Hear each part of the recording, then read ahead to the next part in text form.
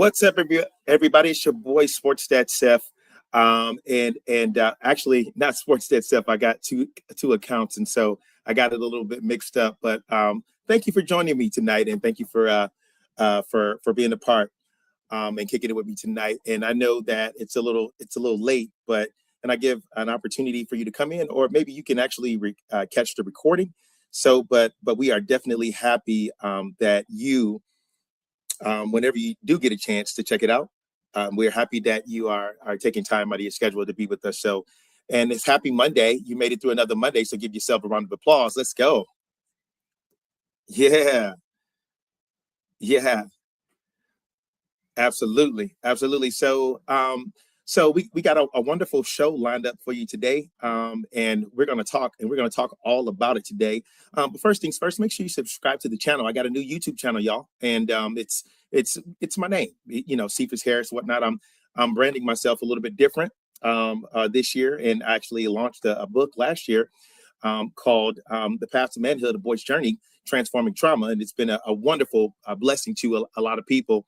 And it's a short chat book, so when you get an opportunity, make sure that you tap in. It's an excellent book for the youth and for parenting as well. And so yeah. So when you get an opportunity, make sure that you dive in. I'm branding myself as a author, motivational speaker, and things of that nature. So we're doing things a little bit different. Also, too, you get an opportunity. How you get the book? You can go simply to Amazon, or you could go to my website, and we can do it that way. And you can actually access the information that way. So lots of stuff been going on. And I told you in the last live that I actually did. We want to dive into a lot, right? We want to dive into a lot, and we want to talk about a lot. And in the live last session that I actually did, I told you that I was going to be talking about Renee Good, the young lady who lost her life protesting in Minneapolis, Minnesota. And I'm going to actually bring on a former police officer, but who's well versed in all of this stuff, and we're going to talk about it. And I want to hear from you too. So make sure that you comment when you do come in, and we'll get your comments posted or whatnot, and we'll talk a little bit about it. If you got questions, let me know. But I'm going to bring on a very good he's friend of mine. He's also my family member. Ladies and gentlemen, please put your hands together for Leonard Grissett. Hey, hello everybody. Hey, did I pronounce that name? Did I pronounce it wrong? No, you did a good job. Did I do a good job? You did a good job. How you doing, cuz? What's been going on with you, man? Hey, not much, just living. I know. How's everything with you? I hear that. You've been flying all over the place, just got back in town, and I really appreciate that. So let's just dive right into it. Well, first things first, I'm gonna play something here. I'm gonna play the video, and then we'll come back, and I'm gonna ask you a couple questions, and we'll talk a little bit about this. Okay? Okay. Here we go. Video in the driver's seat. Ross rounds the vehicle, recording the license plate, then finishes a circuit, ending near the front of Good's Honda. On the right side of your screen, Ross's perspective. The left, video from a bystander. Good is then instructed to exit her car. Instead, you can see the car backs up. Good turns the steering wheel to the right. As she turns, the car begins to move forward and toward the right. Ross then draws his weapon and fires. In less than a minute, 37-year-old Renee Good is shot. She first cuts her wheels to the right, and when she backs up, it actually repositions her car, now facing him. He doesn't move that much. Her moving the other way then is what brings him dead center on the driver's side of the vehicle. And when that happens, it's all a split second. Retired Chicago Police Lieutenant John Garrido telling the I-Team, Good. Okay. So I think that's pretty good. And we can stop right there and talk a little bit about it. So situation was as we know, Renee Good was protesting and different stories. And this is actually the most recent footage that took place. And she was approached by an officer or whatnot, and then next thing she was shot.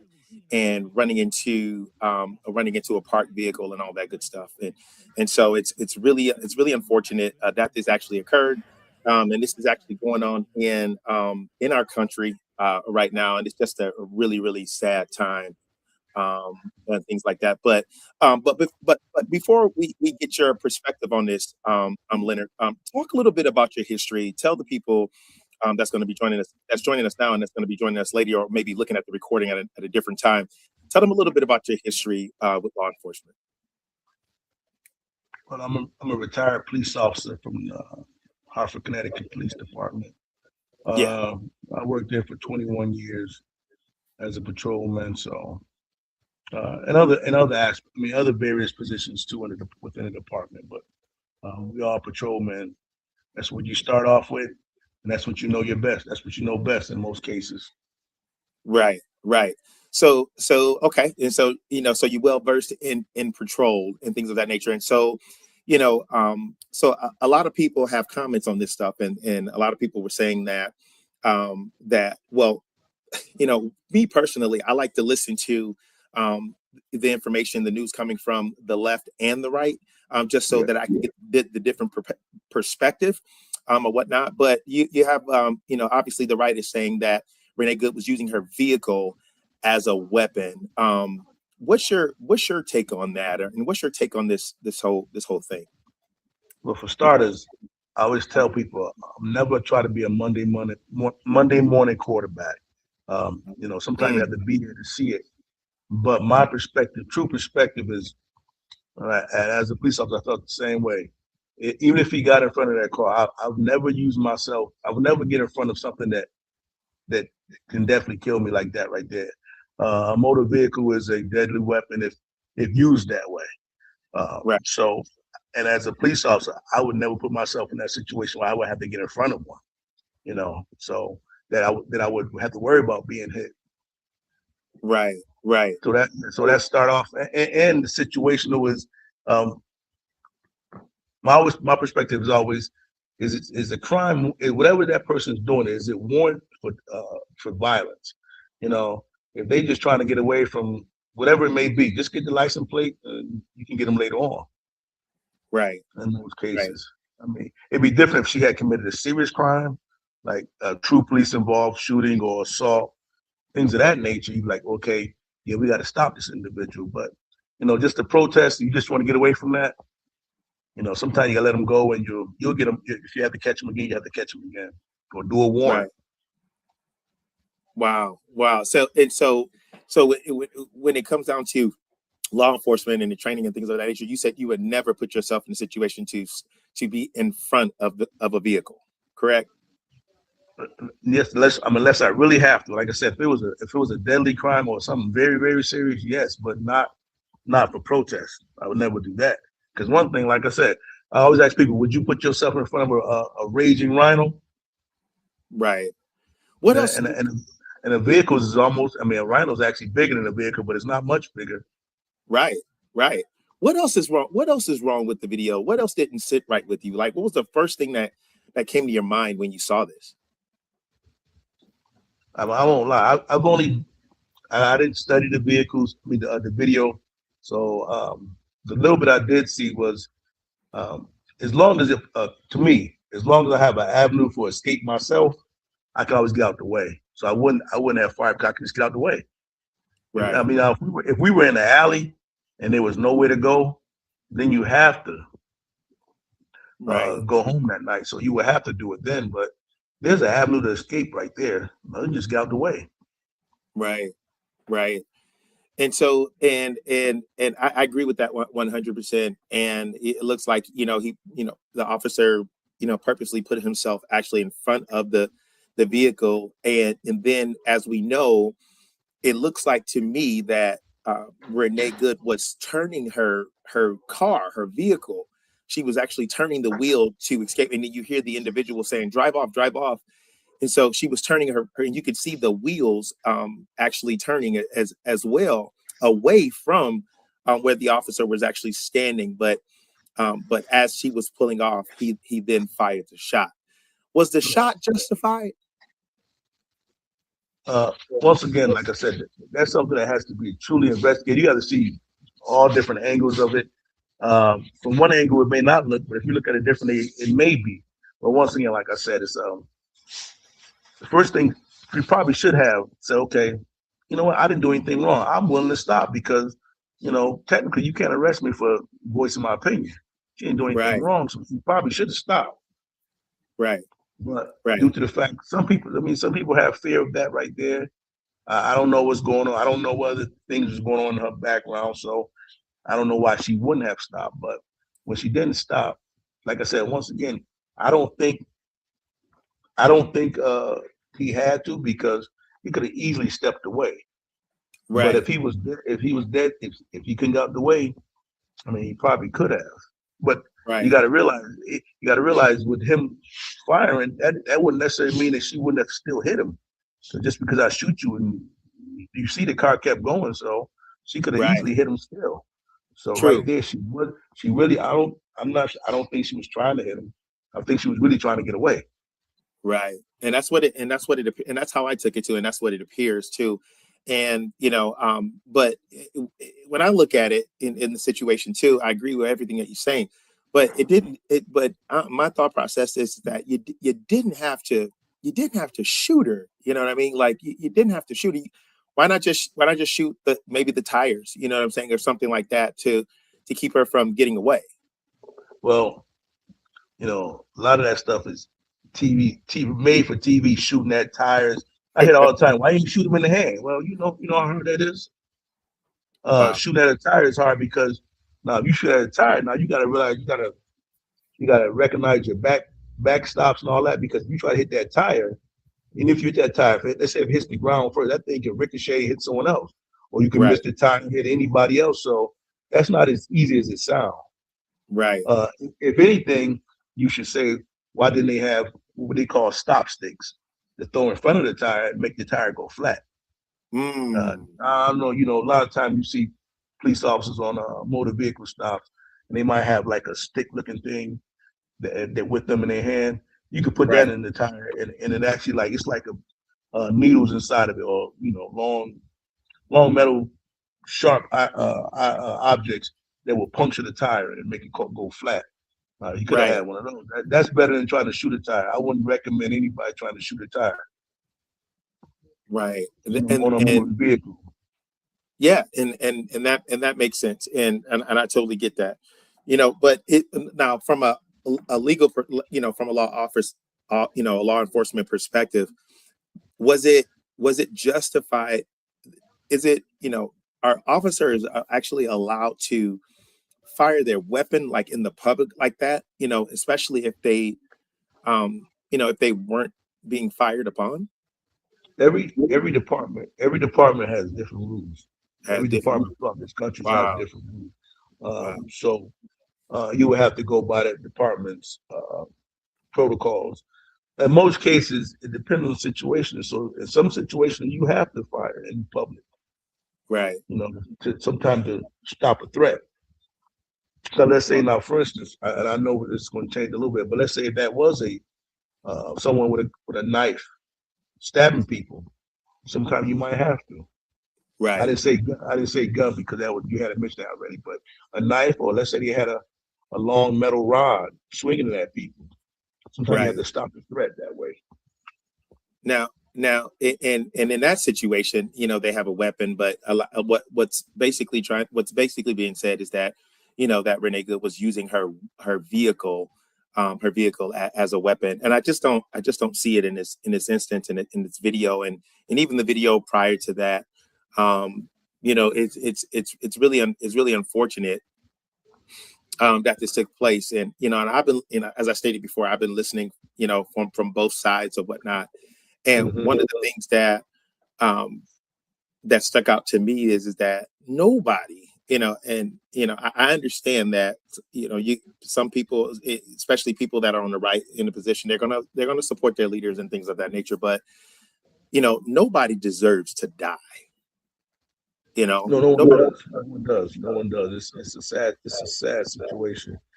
And like at the end of the day, there's no winners in this situation right here. And like I said, I don't know if the officer was justified or not because it doesn't look like it. But like I said, you would have to investigate every angle. You would have to listen to his. I don't know if they had body cams or not, but if they had body cam, you have to hear what he said, or you have to see from his perspective. Uh, I mean, because in the past, people have used motor vehicles as weapons. Right. So that Right. happens sometimes. It doesn't appear like this way, but this time, but it has been done in the past. So, Right. so Right. as far as you justify, like I said, that's if anything, I hope it's an open investigation, and you have to have a neutral outside force to actually investigate this. It can't be Right. done by one side or the other. You have to have someone who's totally neutral to do Right. this investigation in order to get a true answer. Right. Because if one side does it, they might say, okay, yeah, this is what happened. Another side do it, they might say this is what happened. You need to have Right. someone who's totally right down the middle, neutral.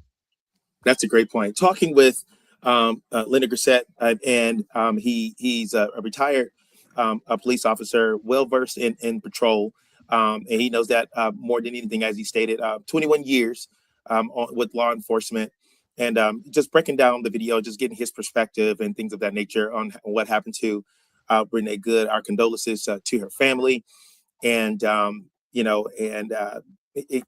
we we just got a lot to pray for, with our country, and when we're seeing things like this, and it's just really disturbing, and just make you feel, it doesn't make you feel safe. It doesn't make you feel safe, and it's just I just don't know. I'm speechless, in this situation, especially when you're seeing like this cold-blooded murder, caught on camera, and it's shared across the entire world. Uh, Leonard, you got anything else before we let you go? Like I always tell people, always feel safe because one officer does something wrong, that don't mean we're all bad. Matter of Right. fact, 99% of the officers you deal with or the encounters you have with police officers go well. It's only that 1%, which is still too high, they may go awry. Right. So always feel safe. Right. Right. And like I said, sometimes you may have, like, once again, I don't know what was going on. I couldn't hear what really was going on.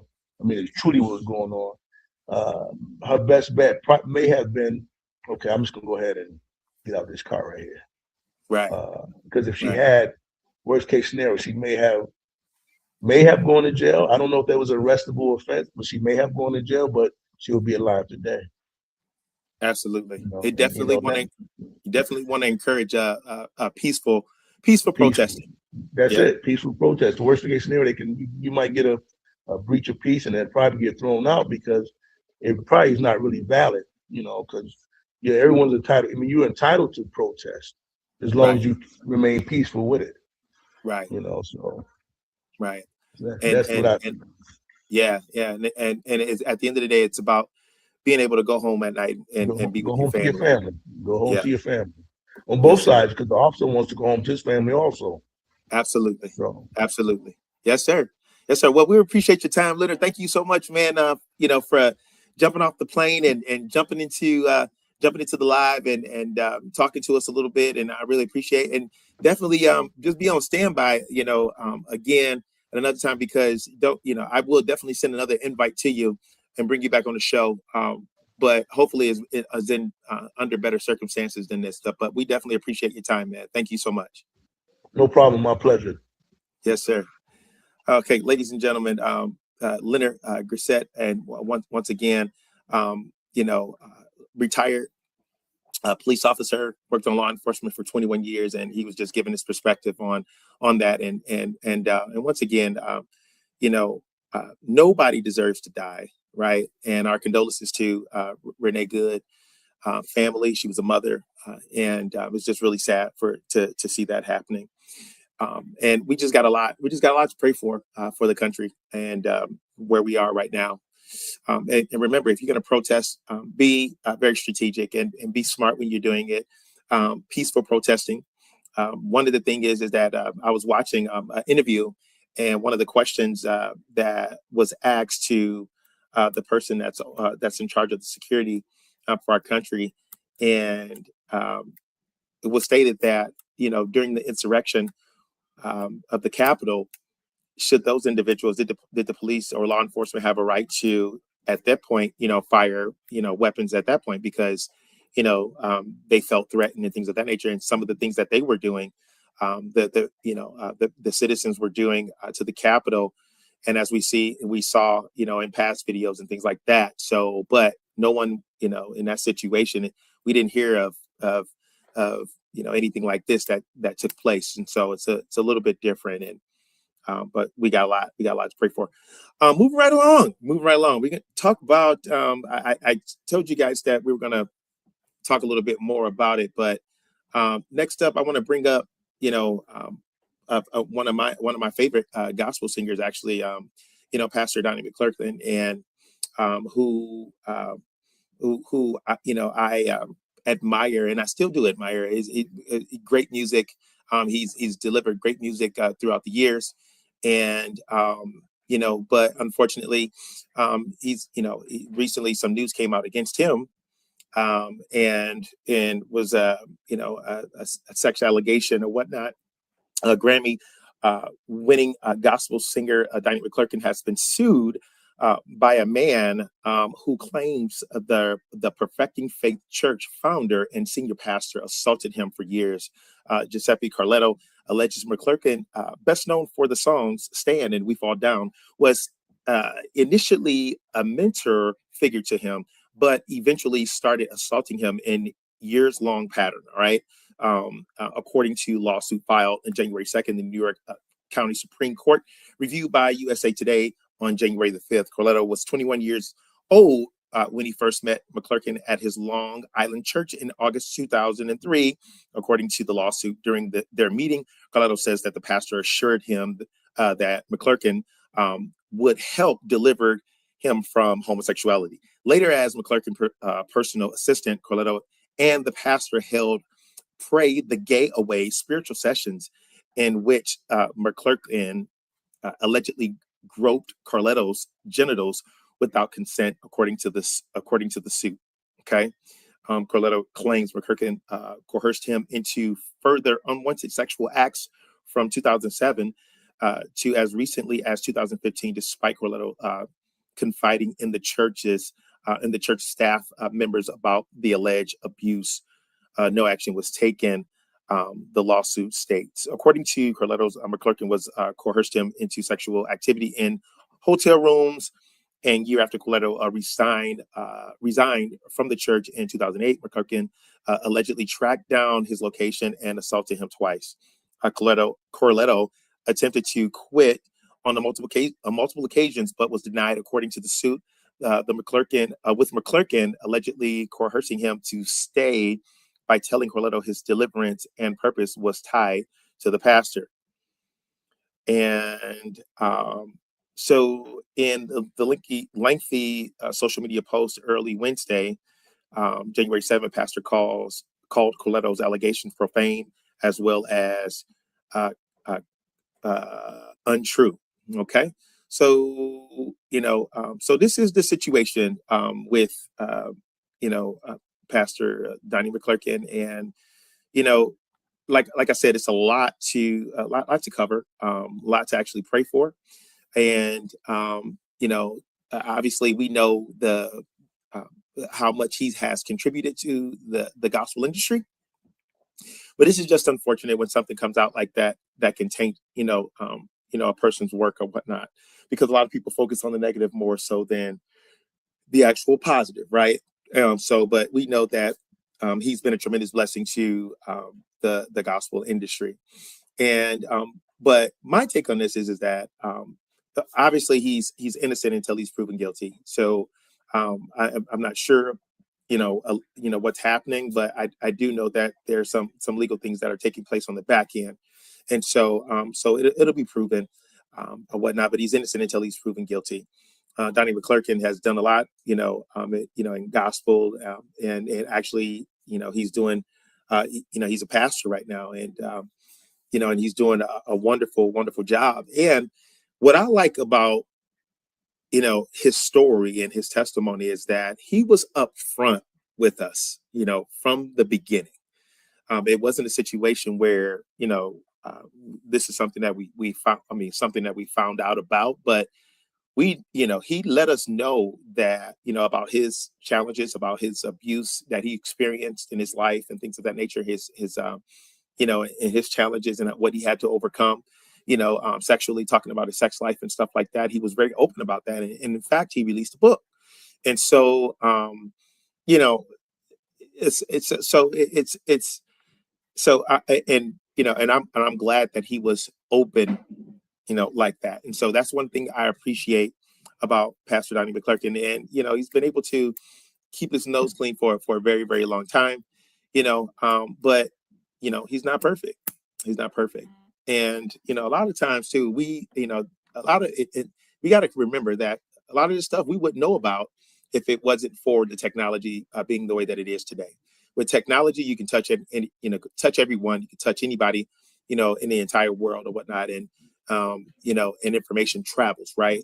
So, but back in the day, we wouldn't have never known, or if it just been a word of mouth type situation. But with technology being the way that it is, things spread like wildfire.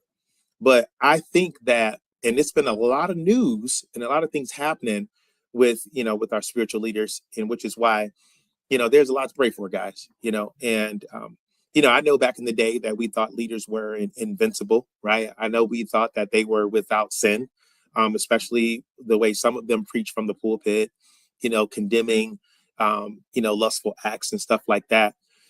And, but the reality of it is that they're human too. They're human too. But that wasn't the message, right? That wasn't the message. Why? Because if they, some of them probably feel if they preach that, then some of us would lose respect for the office or lose respect for them in their positions. So, yeah. So, but that's one of the things that we got to understand is that nobody is perfect. Nobody is perfect. And so, and what this is actually showing us is that our spiritual leaders, they have, they have moments of temptation too. They have weak moments too. They have moments where, they don't always hit the mark, right? And, and just like you and I, fortunately, our lives are not on the big screen like, Pastor Donnie McClurkin. So, don't jump on the bandwagon of, just, dogging a brother out right away, right? Let, the legal process happen, let it take place, but also keep him in prayer though, because he's needed. He's needed. He's he's a church leader. He's leading a lot of people. He's running a successful church, and you could tell in his, even in his message, it was, he had some remorse, right? Because he reached out, in other stories that has surfaced on the alleged situation, that he sent them a message, right? And I think this is the thing that that's raising everybody's eye, right? As it's my understanding that after the interaction, Donnie McClurkin sent him a message, a text message, allegedly saying something to the effect of, I feel bad, I feel terrible, I'm a dirty old man. His conscience was kicking in, right? And so we just never know the battle that takes place internally. And I'm pretty sure that if he could do it all over again, right? I'm pretty sure that he would make a different decision, right? So that's the latest on that. And I'm praying for the brother. Dude has delivered some great music over the years, and he definitely did his thing. So what do you think about it? I want to know what you think about it. I want to know what you think about it. I want to know your thoughts. I want to hear about your thoughts on everything that we discussed tonight. Let me know what's on your mind, and we'll talk a little bit more about it. Thought we would have had a little bit more people in live, but guess what? We're building it up, and so next time we'll do a check-in. And listen, I know you made it through Monday, and that was great, amazing job. Let's just keep our family and friends in mind too. Do mental health checks on them. You know what I'm saying, and just reach out to them and just, hey, I'm just reaching out just to make sure that everything is good. Because truth be told, we're all going through at different levels. Listen, we're going to do this again. Keep your eyes peeled. Subscribe to my YouTube channel. Hit the notification bell so that you will be notified when we post new content. Until next time, people, stay safe and stay out of trouble, right? And we'll see you next time. All right, take care.